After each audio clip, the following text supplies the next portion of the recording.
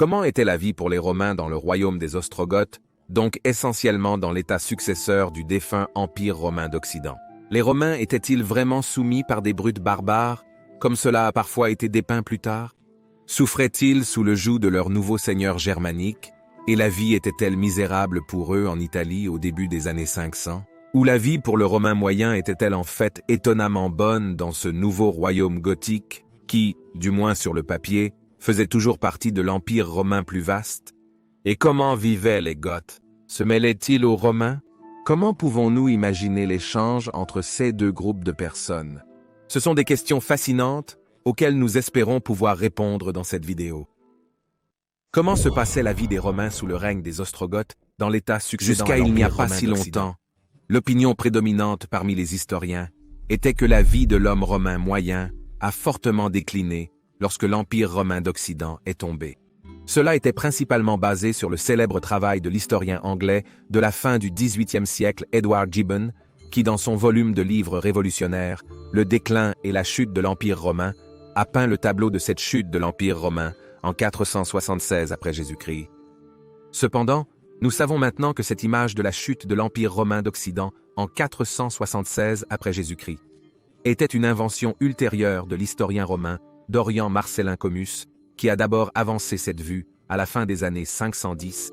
C'était bien sûr afin de justifier une guerre imminente contre les provinces occidentales perdues de l'ancien Empire romain, une guerre que l'Empire romain d'Orient envisageait déjà à cette époque, et qu'il mettrait effectivement en mouvement dans les années 530, une guerre qui mettrait effectivement fin au royaume vandale et ostrogothique pour de bon. En réalité cependant, comme nous l'avons déjà exploré dans quelques vidéos sur cette chaîne, cette vision est dépassée, et il est certainement surprenant pour beaucoup de gens de voir à quel point la vie a peu changé pour le Romain moyen, dans ses états successeurs germaniques de l'Empire romain d'Occident tardif. Quand Odoacer a pris le pouvoir en Italie, il est surprenant qu'il ait laissé toutes les institutions romaines complètement intactes. L'appareil gouvernemental romain a simplement été repris, et tous les bureaux civils et administratifs de l'ancien Empire romain d'Occident ont été maintenus inchangés. Même les villes elles-mêmes n'ont pas du tout changé. Au contraire, on pourrait même dire que de nombreuses villes, comme Rome, ont connu une meilleure époque dans les nouveaux États successeurs germaniques, comme elles l'ont fait dans le tardif Empire romain d'Occident. Rome, par exemple, a été pillée 3 fois à la fin de l'Empire romain d'Occident en 410, 455 et 472 après Jésus-Christ, mais sous le règne d'Odoacer et plus tard dans le royaume ostrogoth, Rome n'a pas été pillée pendant plus de 60 ans. En fait, étonnamment, si vous aviez visité Rome en l'an 500 après Jésus-Christ au début du royaume ostrogoth, la ville aurait probablement semblé mieux entretenue que dans le tardif Empire romain d'Occident, par exemple, en l'an 473 après Jésus-Christ. C'est parce que les 3 pillages avaient certainement endommagé la ville en partie et provoqué un exode massif de la population romaine. Plus tard, lorsque la paix et la stabilité sont revenues chez les Romains, la ville a commencé à se rétablir significativement. De nombreux bâtiments, même les anciens temples gréco-romains et autres bâtiments païens, ont été entretenus et réparés.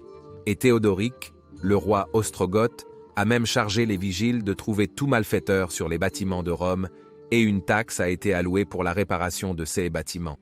Il est donc contre-intuitif que Rome était en meilleure forme en l'an 500 qu'en l'an 473 après Jésus-Christ, lorsque l'Empire romain d'Occident existait officiellement encore. Il en va de même pour d'autres villes romaines, comme Ravenne ou Mediolanum dans le nord ou Néapolis dans le sud.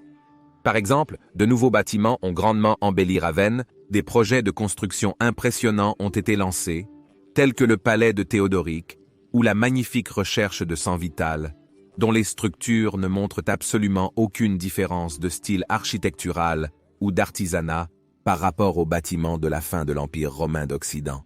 Ravenne devait certainement être aussi impressionnante en 500 après Jésus-Christ qu'en, disons, 450 après Jésus-Christ. Cette idée que, avec la chute de l'Empire romain d'Occident, la ville a soudainement commencé à décliner, est très fausse et très dépassée. Mais qu'en est-il de la vie des Romains eux-mêmes?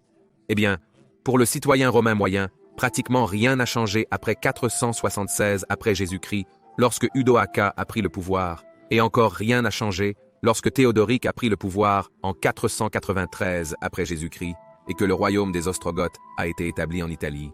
Pour le marchand romain moyen ou l'artisan ou le travailleur en général, ou pour l'esclave moyen, ou pour la femme romaine moyenne, rien n'a changé dans la transition de la fin de l'Empire romain d'Occident au royaume des Ostrogoths. En fait, la population de l'Italie a connu une plus grande paix et stabilité qu'elle n'en avait au début à la mi-400. Les raids vandales sur les rivages n'étaient plus. Les incursions barbares régulières en Italie et le pillage et le saccage de nombreuses villes n'étaient plus. Le commerce se poursuivait toujours, et surtout le commerce avec l'Empire romain d'Orient était très actif. Il est certain que cela devait être une meilleure époque pour un marchand ou un commerçant de n'importe quel type de marchandises vivant à Rome ou Ostia en 500 après Jésus-Christ que pour quelqu'un exerçant la même profession vers 450 après Jésus-Christ. En 450 après Jésus-Christ, par exemple, un marchand qui échangeait des marchandises de Rome avec Constantinople devait vivre dans la peur constante des pirates vandales. Cependant, en 500 après Jésus-Christ, grâce aux traités intelligents et à la diplomatie de Théodoric avec les autres royaumes germaniques, le danger était presque inexistant. Cela a même stimulé le commerce, et nous pouvons certainement supposer que beaucoup de Romains avaient une vie meilleure en 500 après Jésus-Christ qu'ils n'en avaient en 450 après Jésus-Christ, lorsque l'Empire occidental faisait la guerre pratiquement partout. Et si vous êtes un passionné de Rome comme moi, et il y a de fortes chances que vous le soyez si vous regardez cette vidéo, alors vous pourriez être intéressé par les incroyables bagues et autres accessoires romains que la boutique Senatus Populusque Romanus est en train de créer. Ils produisent des bagues de légionnaires, des bagues à thèmes variés, des répliques de pièces, statues, pendentifs, attributs et terre cuite. Et le plus incroyable, c'est qu'ils fabriquent chaque pièce à la main. C'est vrai, c'est du matériel fait main de haute qualité. Il n'y a vraiment pas de meilleur cadeau pour vous-même ou pour quelqu'un que vous connaissez qui pourrait être un fan de Rome. J'ai mis le lien vers leur boutique dans la description de la vidéo et dans le commentaire épinglé, et avec ce lien, vous pouvez obtenir une remise de 10% sur chaque achat si vous tapez le code de remise Maiorianus. Alors allez vérifier leur assortiment, c'est vraiment incroyable. Alors retour au royaume astrogothique de Théodoric. Il faut également noter que formellement, ce royaume astrogothique faisait effectivement toujours partie de l'Empire romain. Théodoric était au moins sur le papier un sujet du seul empereur romain à Constantinople, et par conséquent, il ne pouvait pas lui-même promulguer de nouvelles lois, mais ne pouvait le faire qu'avec le consentement de l'empereur. Cependant, la population de l'Italie voyait Théodoric comme un empereur romain occidental, et il organisait des jeux au Colisée ou au Circus Maximus, exactement comme les anciens empereurs romains. Et par conséquent, il était également considéré comme tel par la population romaine. Qu'est-ce que cela leur importait s'il y avait un empereur ou un roi assis à Ravenne? Les Goths ne se mélangeaient pas vraiment avec la population romaine. Ils étaient principalement installés dans le nord de l'Italie, donc un Romain moyen vivant au milieu ou au sud de l'Italie verrait rarement même un Goth. Seuls les Romains du nord interagissaient avec eux, mais même ainsi, c'était principalement une affaire pacifique. Les Goths étaient régis par leurs propres lois, et les Romains étaient régis par les mêmes lois romaines que dans l'ancien empire romain occidental. Rien n'avait changé là-bas. Donc, pour la plus grande partie de la population romaine d'Italie, cela n'avait pas d'importance si l'Italie était gouvernée par les Goths ou par les Romains. Bien sûr, nous pouvons supposer qu'il devait y avoir des affrontements entre les Ostrogoths et les Romains de temps en temps. Cependant, la plupart de ces cas pouvaient être résolus par le système de justice efficace du premier royaume ostrogothique, où les malfaiteurs étaient punis soit selon la loi gothique, soit selon la loi romaine. Mais comme les Goths restaient généralement entre eux et que les Romains faisaient de même, la vie était principalement paisible entre les Goths et les Romains dans les villes du nord de l'Italie, Mediolanum, Pavie, Plaisance, Ravenne et autres. Cependant, nous pouvons supposer que les Goths et les Romains se seraient davantage mélangés au fil du temps. Mais le royaume ostrogothique n'a pas duré assez longtemps pour que nous puissions découvrir à quoi cela aurait pu ressembler. Nous pouvons cependant chercher des indices dans le royaume wisigothique. Ce royaume gothique occidental a en fait survécu jusqu'aux années 720 après Jésus-Christ et était donc l'un des royaumes germaniques les plus durables du paysage européen post-romain occidental. Et là, les Romains et les Wisigoths se sont tellement mélangés au cours de ces 300 ans qu'au moment où le califat musulman a ensuite conquis leur royaume, il n'était plus possible de distinguer les Goths des Romains. Ils étaient vraiment devenus un seul et même peuple. On peut imaginer que la même chose aurait pu se produire tôt ou tard dans le royaume ostrogothique d'Italie. Fascinant. Même si les Goths étaient en grande partie des chrétiens ariens, ils étaient très tolérants en matière religieuse. Le roi goth Théodoric a laissé les Romains gérer leurs affaires religieuses internes comme ils le souhaitaient et était tolérant envers les chrétiens chalcédoniens dont était composée la plus grande partie de la population romaine. À cette époque, il restait rarement des adorateurs de l'ancienne foi gréco-romaine, et s'il y en avait, ils gardaient certainement cela pour eux et prétendaient ouvertement être chrétiens. Ils avaient certainement plus à craindre de leurs compatriotes chrétiens chalcédoniens que des Goths ariens qui étaient religieusement surprenamment tolérants. Même être soldat était probablement pour la plus grande partie une expérience plus agréable dans le royaume gothique que dans les dernières années de l'Empire romain d'Occident, sauf bien sûr pour les dernières années du royaume ostrogothique dans les guerres gothiques qui ont dû être totalement brutales. Mais quand Théodoric était encore en vie, même les Romains rejoignaient l'armée gothique et les garnisons des villes étaient souvent composées de soldats gothiques et romains mélangés. On dit que l'aristocrate romain Cyprien a même fait instruire ses fils en web muse et les a fait enseigner en langue gothique. La connaissance de la langue gothique était certainement très bénéfique pour une carrière militaire ou une carrière à la cour de Théodoric. Cependant, plus le rang du commandant militaire était élevé, plus la probabilité qu'il soit un ostrogoth était grande. Mais même ainsi, un Romain pouvait effectivement adopter l'identité d'un Goth et était accepté dans les rangs des commandants goths. Mais cela devait être l'exception, car il n'y avait tout simplement pas assez de temps pour le mélange des deux peuples. Mais néanmoins, il est intéressant de constater que même dans les affaires militaires, les Ostrogoths et les Romains ont réussi à coexister de manière principalement pacifique. Si l'armée était toujours organisée en unités comitatensis et limitanei n'est pas connu, mais comme les Goths étaient depuis longtemps des fédérati de l'Empire, nous pouvons supposer qu'ils avaient certainement aussi été romanisés en CE qui concerne leurs armes et armures, du moins dans une certaine mesure. Ainsi, un Romain servant dans l'armée gothique aurait pu avoir une durée de vie plus longue que son malheureux homologue servant dans les années chaotiques des années 450 dans l'Empire romain d'Occident. Avant l'éclatement des guerres gothiques, pratiquement aucune bataille n'a été menée dans le royaume de Théodoric. Et assez drôlement, Théodoric appelait même les étrangers, donc les peuples germaniques des nations environnantes, des barbares lui-même, à la manière des anciens Romains. Nous sommes donc surpris de constater que la vie pour le Romain moyen, qui ne faisait pas partie de l'élite romaine, était probablement meilleure en 500 ou 520 après Jésus-Christ qu'en 450 ou 470 après Jésus-Christ, et que dans certains cas, nous pouvions déjà voir les lignes entre les Romains et les Goths se brouiller, et nous pouvons certainement aussi imaginer un Goth épousant une femme romaine, ce qui se serait produit de plus en plus fréquemment si ce royaume avait eu suffisamment de temps pour se développer davantage. Mais qu'en est-il de l'élite romaine? Les aristocrates fortunés, propriétaires terriens et sénateurs ou consuls, la vie était-elle plus agréable pour eux sous le règne de Théodoric?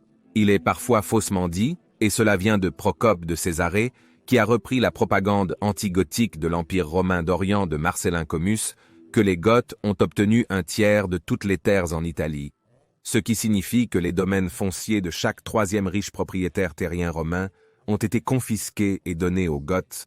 On sait désormais que c'est majoritairement de la propagande de l'Empire romain d'Orient. En réalité, cela doit être compris comme un tiers de l'impôt collecté auprès des citoyens romains allant directement à l'entretien de l'armée gothique. Ainsi, la solde des soldats était constituée de 33% des recettes fiscales romaines, ce qui est encore relativement modéré, si nous comparons cela aux coûts élevés pendant l'Empire romain, qui parfois atteignaient 50% des recettes fiscales, voire plus, allant directement à l'armée. Donc non, les riches propriétaires terriens romains n'étaient pas dépossédés à gauche et à droite, et leurs domaines n'étaient pas repris par les Goths.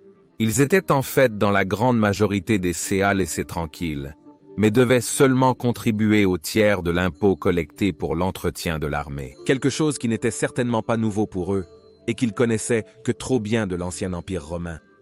Mais la situation pour les politiciens romains était certainement plus mitigée. Le Sénat de Rome a continué sans changement sous Théodoric, comme il l'avait fait dans l'Empire romain occidental. En fait, les sénateurs romains avaient même plus de pouvoir maintenant qu'ils n'en avaient eu lorsque les empereurs régnaient encore à l'ouest. Malheureusement, pour certains d'entre eux, c'était plus une malédiction qu'une bénédiction. Ils devaient constamment marcher sur la corde raide entre la politique romaine, ostrogothique et romaine orientale. Les 3 hommes d'État romains les plus célèbres de cette époque étaient sans aucun doute Cassiodorus, Boëtius et Symmachus. Anicius Magnus Severinus Boëtius était membre de l'illustre maison des Anici, une maison qui avait engendré 2 empereurs romains occidentaux tardifs, Petronius Maximus et Olybrius. Boëtius est né en 480 et devenu sénateur à l'âge de 25 ans et consul à l'âge de 33 ans. Son beau-père était Quintus Aurelius Memmius Symmachus, de la tout aussi illustre maison aristocratique romaine des Symmachi. Symmachus a été préfet urbain de Rome de 476 à 491 consul en 485 et patricius en 510 et a même été capus senatus à un moment, chef du Sénat. Boëtius et Symmachus ont eu des relations fréquentes avec un roi gothique et ont été en bons termes avec lui pendant très longtemps. Mais ensuite, en 523, Boëtius a été arrêté pour trahison et exécuté 1 an plus tard, tout comme son beau-père Symmachus peu de temps après, et il a également été exécuté en 526. Et maintenant, nous voyons qu'en particulier dans les dernières années du règne de Théodoric, il était certainement dangereux d'être un homme d'État romain, devant constamment marcher sur le fil du rasoir entre la politique gothique et les intrigues romaines occidentales et orientales. Certains sénateurs de l'époque voulaient voir l'ancien empire romain d'Occident restauré et ont donc secrètement conspiré avec l'empereur à Constantinople, ce qui a rendu Théodoric assez paranoïaque dans ces dernières années. Lorsque Boëtius a défendu l'ex-consul Albin contre les accusations de conspiration avec l'empereur Justin, certains y ont vu un signe de trahison. L'homme d'État romain Cuprianus a accusé Boëtius de conspirer contre Théodoric, et ainsi Boëtius est tombé en disgrâce auprès du roi. L'exécution du noble Boëtius et de son beau-père également noble Symmachus est certainement une tache noire sur le règne par ailleurs juste de Théodoric. Et cet incident a certainement donné naissance aux sentiments anti-gothiques qui s'accumulaient régulièrement dans l'Empire romain d'Orient, ceux qui à leurs yeux justifiaient encore plus une guerre pour conquérir le royaume ostrogothique. Car de telles exécutions brutales semblaient en effet barbares aux observateurs de Constantinople. Flavius Magnus Aurelius Cassiodorus sénateur, cependant, a réussi d'une manière ou d'une autre à marcher sur cette corde raide dangereuse, mieux que ses collègues Boëtius et Symmachus, et il a survécu au règne de Théodoric. Cassiodorus est connu pour ses descriptions vivantes de Rome à cette époque, dont j'ai parlé en détail dans cette vidéo ici. Cassiodorus était consul en 514 et magister officiorum sous Théodoric et le successeur de Théodoric, Athalaric. Lorsque les guerres gothiques ont commencé, Cassiodorus s'est retiré à Constantinople où il a vécu pendant au moins environ 20 ans. On dit qu'il a ensuite fondé le monastère à Vivarium en Calabre, où il est resté jusqu'à sa mort à l'âge incroyable de 92 ou 93 ans. Nous pouvons donc voir que la vie dans le royaume ostrogothique n'était pas meilleure pour tous les Romains, mais on pourrait aussi soutenir que d'être sénateur était certainement toujours dangereux. Et nous savons combien de sénateurs ont été injustement mis à mort par les anciens empereurs romains tels que Domitien ou Commode. Mais pour le Romain commun, nous sommes en effet assez surpris de constater que la vie pour eux était souvent meilleure dans le royaume ostrogothique que dans les dernières décennies chaotiques et brutales de l'Empire romain d'Occident. Pour le travailleur romain moyen ou la femme ou l'esclave, la vie est en fait devenue meilleure après 476 après Jésus-Christ, et l'espérance de vie était probablement plus élevée dans le royaume de Théodoric que dans le tardif empire romain d'Occident. Sauf bien sûr si vous étiez un sénateur, alors comme la triste histoire de Boëtius et Symmachus nous le montre, vous deviez être très prudent. Mais néanmoins, il s'avère paradoxalement que la vie du Romain moyen était meilleure après la soi-disant chute de l'Empire romain qu'elle ne l'avait été auparavant. S'il vous plaît, aimez et abonnez-vous pour ne rater aucune vidéo future sur la fin passionnante de l'Empire romain. Et veuillez envisager de soutenir mon travail sur Patreon ou via l'adhésion à YouTube, car la pérennité à long terme de cette chaîne dépend vraiment de votre soutien. Et je voudrais particulièrement remercier notre nouveau supporter, Sul Invictus, Sébastien Ballesteros. Merci beaucoup, Sébastien Ballesteros, pour votre soutien si généreux à cette chaîne. Je l'apprécie vraiment beaucoup. C'est grâce à des supporters incroyables comme vous que cette chaîne est possible. Cette chaîne ne fonctionnerait pas sans nos incroyables membres Patreon et YouTube, et je tiens vraiment à remercier chacun et tous ceux qui soutiennent cette chaîne sous quelque forme que ce soit. Merci beaucoup, mes amis. Et si vous voulez en savoir plus sur l'apparence réelle de la ville de Rome sous le règne de Théodoric, vous pouvez regarder cette vidéo dans le coin supérieur droit. Mais si vous voulez savoir comment cela devait être d'aller au bain pendant le royaume de Théodoric, vous pouvez regarder l'autre vidéo dans le coin inférieur droit. Je dis encore merci à tous les amis de l'histoire romaine. Gracias Tibiago et Benevalete.